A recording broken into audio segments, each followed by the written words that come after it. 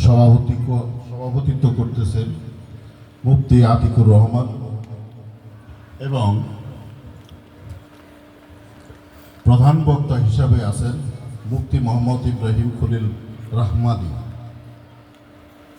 এখানে উপস্থিত অত্র এলাকার মুরব্বী, সমবয়সী ছোট ভাইয়েরা, সকলকে, পর্দার অন্তরালে মা বোনেরা, সকলকে আমার আন্তরিক অভিনন্দন ও শুভেচ্ছা।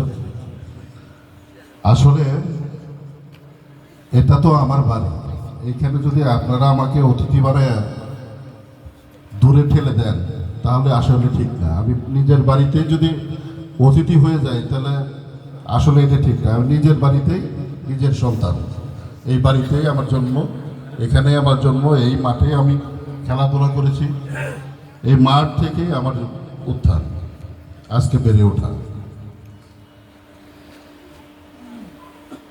আমাদের এই যে ওয়াজ মাহফিল, এই ওয়াজ মাহফিলের উদ্দেশ্য কি? উদ্দেশ্য একটাই, এই সমাজকে, এই যুব সমাজকে ইসলামের পথে আনা। ইসলাম একটি শান্তির ধর্ম, সেই শান্তির ধর্মকে মানুষের কাছে পৌঁছে দেওয়ার দায়িত্বই উলামায়ে কেরাম নিয়েছে। তাদের মাধ্যমেই আমরা এই শান্তির ধর্মকে সকলের কাছে পৌঁছে দিই। আমরা যদি এই যুব সমাজকে, এই আধুনিকতার নামে আজকে যুব সমাজ যেভাবে ধ্বংসের পথে নামছে, মোবাইল আসক্ত হচ্ছে, নেশার আসক্ত হচ্ছে, যত খারাপ কিছু আছে সেদিকেই ঝুঁকছে। সেখান থেকে আমাদের এবং উলামায়ে কেরামদের এবং যারা মুরব্বিয়ানরা আছেন সকলেরই দায়িত্ব এই সমাজকে সুন্দর সুষ্ঠুভাবে গড়ে ওঠার জন্য আমাদের সকলেরই দায়িত্ব, যাতে করে ইসলামের পথে এবং ন্যায়ের পথে আমরা যেন পরিচালিত হই। আমরা যেন কোনো দুর্নীতির মাধ্যমে আমাদের মাঝে সকলের আশা সহজ পথে কিভাবে বড়লোক হওয়া যায়, তাই নয় কি? সহজ পথে, সহজ কোনো কিছুই ভালো না। আমার চেয়ে উলামায়ে কেরাম ভালো জানবেন, ভালো বলবেন এই ব্যাপারে। সহজ কোনো কিছুই ভালো না।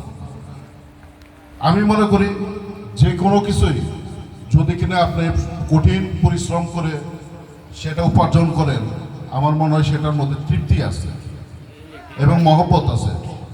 যদি সহজে অর্থ পান, সেই টাকা আপনি রাখতে পারবেন না।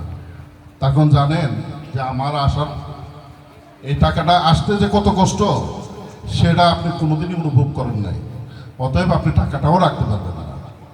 আপনি যে মোহে যে সম্পদের পিছনে ঘুরতেছেন, সেই সম্পদ আপনি রাখতে পারবেন না। অতএব সকল কিছুই পরিশ্রমের মাধ্যমে এবং সৎ পথে উপার্জন করাই আমাদের শ্রেয়। আল্লাহ তাআলা বলেছেন যে তুমি তোমার যৌবনকে ধরে রাখো। এই যৌবন বয়সে যদি কিনা একবার আল্লাহ ডাকে, তা নাকি আল্লাহ নাকি 7 বার, আমি কি ভুল বলে থাকলে আপনাকে সংশোধন করে দেবে, আল্লাহ 7 বার নাকি তার ডাকে সাড়া দেয়।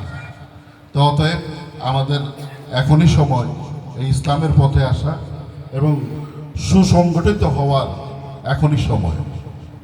তবে পরিশেষে আমি এইটুকু বলবো যে আগামী দিনে যে সংসদ নির্বাচন হচ্ছে, সেই সংসদ নির্বাচনে যে 12ই ফেব্রুয়ারি যে নির্বাচন হচ্ছে, যেহেতু আমরা রাজনীতি করি, সেই জন্য যে একটি কথা রাজনীতিভাবে এসেই যায়, বলতেই হয়, আমরা বলি। আগামী দিনে যে সংসদ নির্বাচন হবে, সেই সংসদ নির্বাচনে আলহাজ তমিজউদ্দিনকে ভোট দিয়ে জয়যুক্ত করবেন এবং আপনার ভোটটা যাতে কোনোভাবে নষ্ট না হয় সেদিকে খেয়াল রাখবেন এবং সৎ পথে দান করবেন। সকলকে ধন্যবাদ। আগামী দিনে আপনাদের সাথে দেখা হবে।